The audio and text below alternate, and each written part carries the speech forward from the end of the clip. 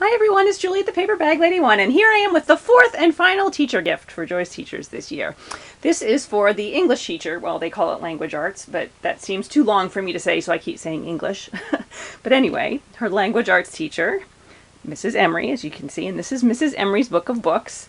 I did a junk journal, but I've done it a little different than my previous albums or junk journals for teachers or other people about books, where I had a section like your favorite fiction and your favorite nonfiction and your favorite children's books and all that kind of thing. And I just honestly really didn't feel that this time. So it is just what it is, and she can write about whatever she wants in it, all kinds of books. And I know she mostly reads books geared toward the junior high set because that's what she teaches, 7th and 8th grade English. So I think that's most of what she reads. But at any rate, so the cover of this book was from I think it was a book that my father-in-law had. It was like a writer's course kind of thing. So I just took the spine off and then folded over the little bits and then used some different washi tape. This is a Tim Holtz, and this one I have no idea where I got it. It could be from Michaels, it could be from A.C. Moore. I really don't know. And the binding on this bad boy, this right here is the fifth, count it, the fifth binding technique that I used on this album. My first initial thought when I punched it was to use just like a spiral thing. But the only spiral I had that was big enough was actually fairly thin. And so when I tried to put it through, it kept bending, and that didn't work. So I scrapped that. Then I got book rings, and I had to use a 1.5-inch book ring in this, but I'd already punched the 12 holes. I guess I shouldn't have done that, but anyway, already punched the 12 holes, and so the book rings were like out to here, and it's just a big, huge thing of book rings, which I didn't like. So I took those off. Then I thought, okay, I'm going to do this crisscrossy little thing, and I knew I had to keep it loose, because otherwise it doesn't open really well. And I used, let me get it.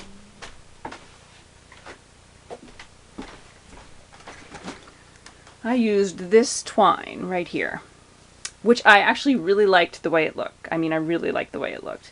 However, when you kept opening and closing the pages, this kept getting more and more frayed, and I was afraid that at one point it would just kind of rip. So I thought, oh, okay. So I looked around, and then I found that I had this. And I thought, okay, that's fatter. So that seems a little sturdier. However, I knew it wouldn't weave back and forth, go through those holes twice. So I thought, oh, okay. So instead I just tied like through each set of holes. But then I didn't like that either because this was so big and fat to tie it just looked huge. So that was attempt number 4.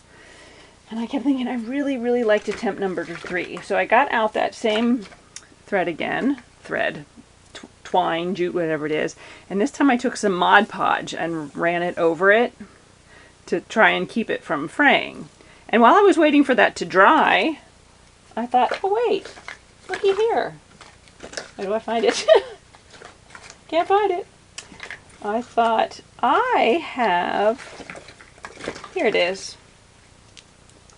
I had this, which I think was from A.C. Moore. It came with a bunch of different colors of like, I don't know if it's jute or hemp or twine or what it is, but anyway, it was thicker. It was thinner than the one. About the same as the one that I was kind of doing the glue thing with, but it was already nice and smooth. So I thought, oh, I'm going to do this. So I did that, and whew, 5th time's a charm. So now we have the binding of the book. It took a long time. I was sweating. So I kept it loose here so that when it opens, it will close again without kind of the pages getting squashified. This I just printed off. This was actually an image from Victoria Designs, which there's more inside. I'll show them to you. And I'll tell you how I did it when you can see a big sheet. Anyway, so I did that and then cut that with a Spellbinders die. And then we have Butterbee Scraps corners here. Let's go inside. So here, this is also from Victoria Designs. It's a vintage library card kind of printout. And then my little book plate thing that I have, I have a couple packs of those. I like to use those a lot. Here we have the first, this is another sheet like this came from, again from Victoria Designs. It came in a set of, I want to say 5 or 6 or maybe 8, I can't remember, different like old vintage looking sheets. And I really wanted to get these quotes on them. But of course, I don't know how to manipulate that sort of thing and put one thing on top of another on the computer and all that. So what I did was I got my quotes and I printed them out the way I wanted them. And then I printed out this little piece. Well, it wasn't little, but I printed out and cut it out. And then I took it and I held it up to the light and kind of positioned it so I could see through, so that I could see where the words were on the piece of paper, where they were going to be. And then I used washi tape and kind of put this down on the piece of paper that already had the printing, and then put it through the printer again so that it printed the quote on top of this paper. I am sure there is an easier way to do that, but I am also sure that I don't know what it is. So that is what I did. So all the quotes and then her name on the front. That is how I got them to be where they were. So anyway, this is he fed his spirit with the bread of books. I have a whole stash of quotes that I always use in my book junk journals and book albums. And then these, some of these are black and white, and then there are some that are craft colored like this. And these all came from the dollar spot at Michael's. So I just used those. And then I have just bits from books. This is from Dickens children's stories book. I know they read A Christmas Carol this year. I didn't have that in my book that I had, but it's still Dickens. There's another library card. The Bobbsey twins, that's the Flyleaf. I love those. And then I also used some stamps that I had throughout. Some of them are, I think, recollections. A fair number of them are Graphic 45 from Mother Goose, and also school days. I don't know, it's a school one, but anyway.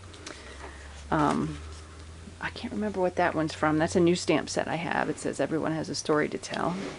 Then I just used paper, and then these came from Seneca Pond Crafts, so I cut those and kind of attached them with washi throughout. There's another quote. Paper, Trixie Belden, wow!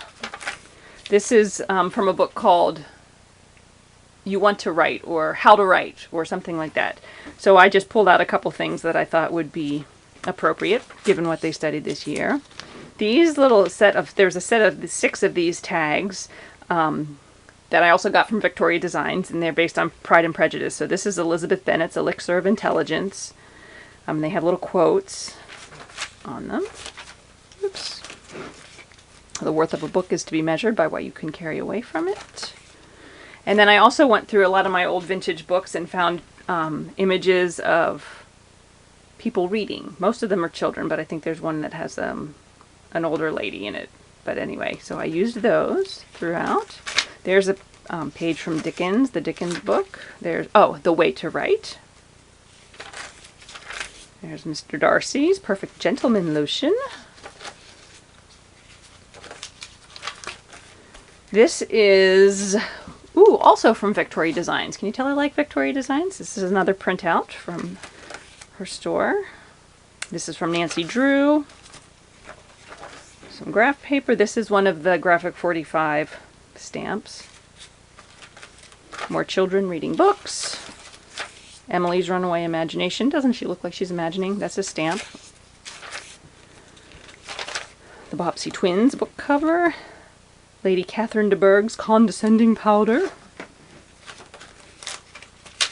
We have the collected lyrics of Edna St. Vincent Millay. I know they read poetry. I can't remember if they read anything by her or not, but I'll put that in there.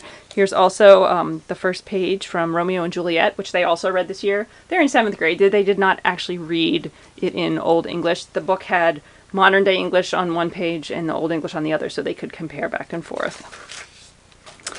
Here we have Mr. Bennett's Sarcasm Pills. Oh, there's the older lady reading a book. The back cover of Trixie Belden. Plurals and Possessives.